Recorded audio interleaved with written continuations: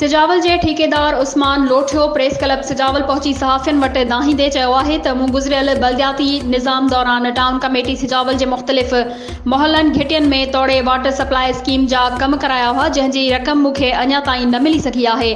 ज़िले अमलदारनि समेत ॿियनि वसवारनि खे दाहूं ॾिनियूं आहिनि, पर को बि इंसाफ़ न थियो आहे। मुंहिंजा अञा ताईं टाउन कमेटी सिजावल ते 28 लख रुपया बक़ाया रक़म रहियल आहे, जेकी नथी ॾिनी वञे।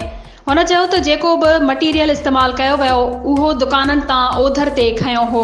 इहो कर्ज़ ॾियण लाइ मूं घर समेत तलह विकिणे कुझु रक़म ॾिनी। बक़ाया रक़म न ॾियण ते कर्ज़ी मूंखे तंग करे रहिया आहिनि। हुन वक़्तु फाकाकशी वारी ज़िंदगी गुज़ारे रहियो आहियां ऐं परेशानी सबबि ज़हनी मरीज़ बणिजी वियो आहियां।